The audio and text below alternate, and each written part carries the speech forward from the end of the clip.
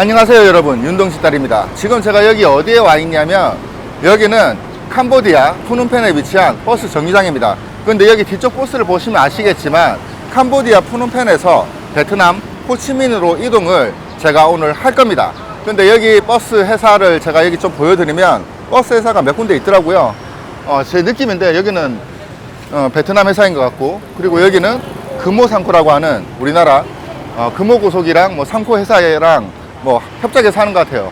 그리고 저기 뒤에 빨간색 간판도 보이는데 저기 빨간색 간판은 왠지 느낌이 이제 좀 중국이 아닐까, 정확하지 않습니다. 아무튼 그런 느낌인 것 같습니다. 근데 제가 버스 시간표를 보니까 자, 이 금호상코에서는 오후 1시 30분이 막차입니다. 오후 1시 30분이 막차이고, 그리고 저기 중국 회사는 3시 30분이 막차이고, 가격은 또 어떠냐?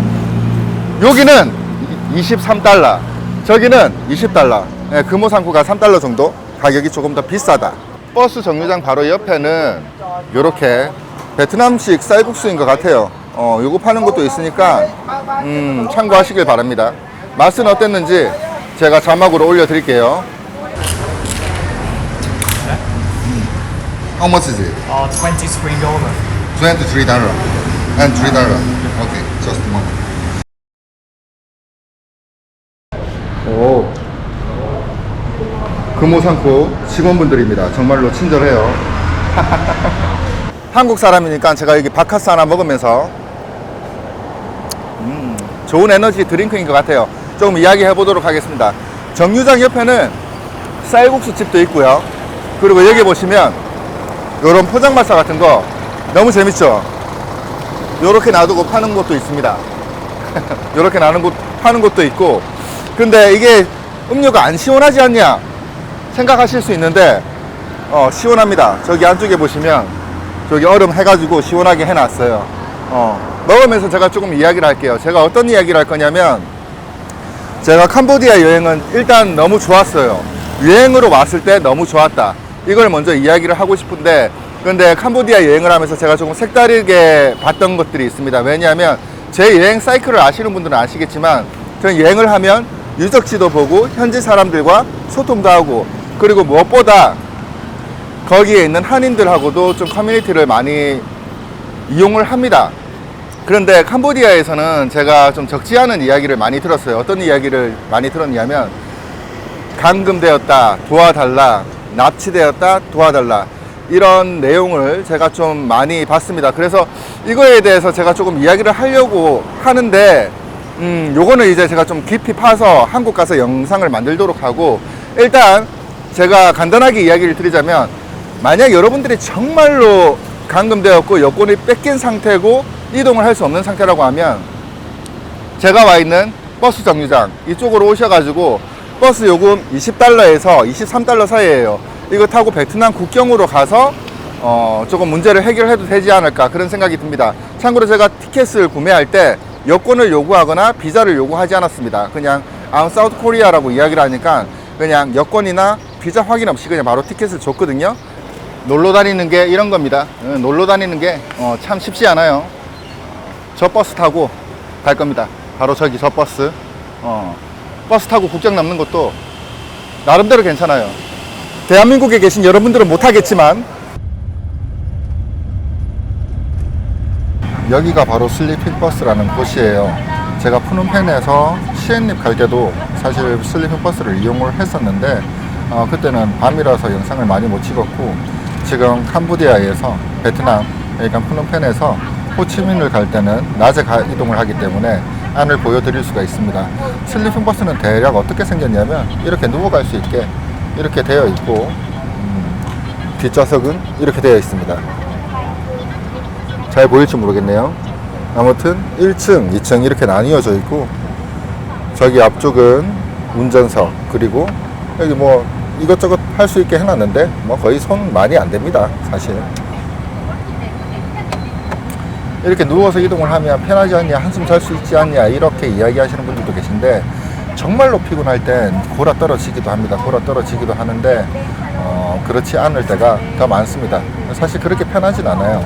근데 지금 버스에는 한국인 2분 타고 계시고, 저까지 포함해서 3분 타고 계시고, 그리고 다수의 일본인들이 많이 이용을 합니다. 아무래도 대한민국 분들은 이렇게 버스를 타고 다른 나라로 국경을 이동하는 게 익숙하지가 않잖아요. 그렇다 보니까 대한민국 분들은 적고 일본인들이 많고, 그 다음에 독일인들 그리고 호주 사람들 많이 탄 것 같습니다. 사실 제 자리가 요 바로 뒷자리인데, 여기 뒷자리에 독일 여성분이 자기 자리를 착각을 해서 앉아버리는 바람에 기사님한테 이야기해서 요 바로 앞자리로 이렇게 누워서 간다. 일단 중간 휴게소 정도에서 제가 또 휴게소가 어떻게 생겼는지, 캄보디아 휴게소 괜찮거든요. 제가 또 보여드릴게요.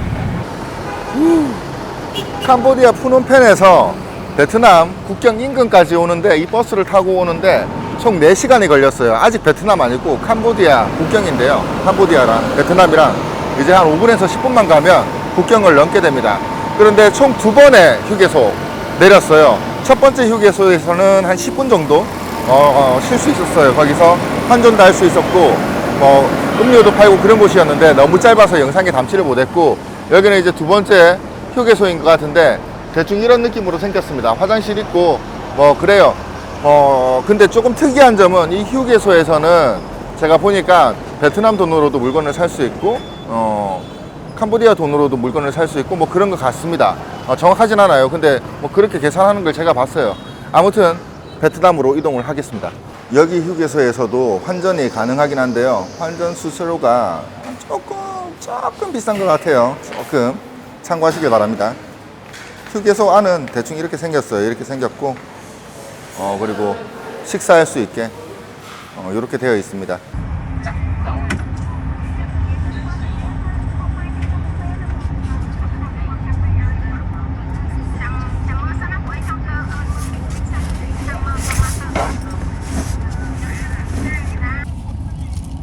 Bianca.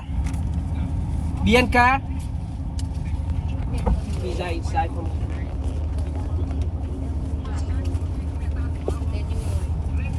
지금 저기가 베트남이고 저기가 캄보디아입니다. 국경을 넘고 있는 거예요. 여권을 확인을 하고 이쪽에서 버스를 다시 탈 겁니다. 국경 넘기가 이렇게 쉬워요. 지금부터 이 버스는 캄보디아 땅에 있는 게 아니라 베트남 땅에 있는 겁니다. 베트남으로 갈 거예요. 와우! 땡큐. 그렇지. 가방 검사를 한번 합니다. 가방 검사를. 어디에서? 바로 저기에서. 바로 저기에서 가방 검사를 한번 하는데, 가방 검사가 엄청 간소합니다. 공항이랑 다르게 정말로 간소해요. 한번 경험해 보시는 걸 추천드립니다. 그냥 가방만 엑스레이에 넣으면 끝.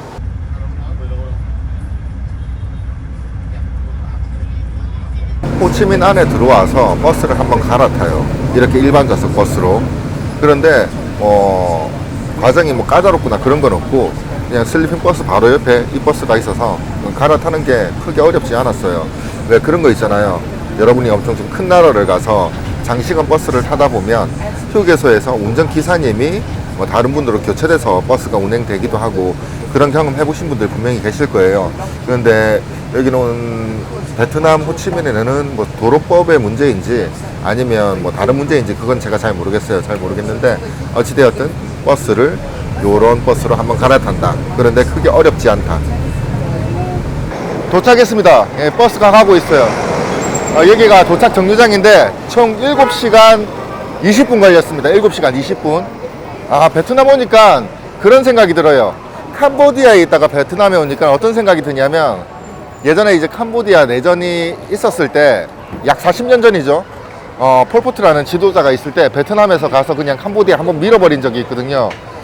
캄보디아에 있다가 베트남 오니까 그런 역사도 한번 다시 생각을 해보게 되고, 좀 베트남이 좀 새롭게 보인다, 이런 생각이 드는 것 같습니다. 아무튼 이번 영상은 여기서 줄이도록 하고, 저는 쌀국수 먹으러 빨리 가보도록 하겠습니다. 베트남은 쌀국수죠. 안녕. 그리고 버스에서 내리면 저희가 신카드 필요하잖아요. 저는 신카드가 필요한 사람이거든요. 그래서 신카드를 인근에서 구매를 하게 될 텐데, 일부 가게는 이런 십새끼들이 일주일치가 없다, 며칠게 없다, 무조건 한 달짜리 사야 된다, 이렇게 이야기하는 십새끼들이 있습니다. 근데 그런 거 무시하고 그냥 조금 돌아다니다 보면 요런 거 파는데 굳이 핸드폰 샵 이런 거 아니에요. 요런 데 파는 데 보면 심이라고 적힌 데 있거든요. 일주일치 거 요렇게 사면 됩니다. 저는 구만동 우리나라 돈으로 just a moment. 오케이, just a 오케이, just a moment. 예, 아무튼 구만동 좋습니다. 여기 아무튼 되게 친절하시네요. 진짜 여러분들 안녕. 이 영상을 끝내야 되는데 그 영상을 못 끝내고 지금 또 쌀국수 집에 와가지고 쌀국수를 먹고 있거든요. 베트남은 무조건 쌀국수죠. 제가 쌀국수 진짜 귀신이지 않습니까? 이야기하는 순간 쌀국수가 나왔습니다. 크랩 게 쌀국수. 맛있게 먹어야겠어요. 야, 베트남에 왔으니까 베트남 요리를 먹어야 될 거 아니에요. 아, 이런 쌀국수가 있습니다. 제가 베트남 요리를 얼마나 좋아하냐면 저는 진짜 미래에 베트남 요리 잘하는 여성분이랑 결혼할 생각도 있어요. 정말로 쌀국수 잘하는 여성이랑. 정말로 제가 진심이에요. 싸서 다 때려 박습니다. 그냥 다 때려 박아요. 아, 나 진짜 깻잎 이런 것도 넣어가지고. 이게 우리가 알고 있는 쌀국수는 그냥 이런 쌀국수잖아요. 이 쌀국수는 뭐죠? 에피타이저, 샐러드. 얘는 이제 샐러드고, 본격 요리는 이렇게 싸서 먹는, 우리가 또 쌈 좋아하잖아요. 이 싸서 먹는, 이게 또 이게 진짜 쌀국수거든. 싸가지고 싸면은 이제 이게 이렇게 됩니다. 이렇게 되는 걸 어떻게 먹냐면 소스에 찍어가지고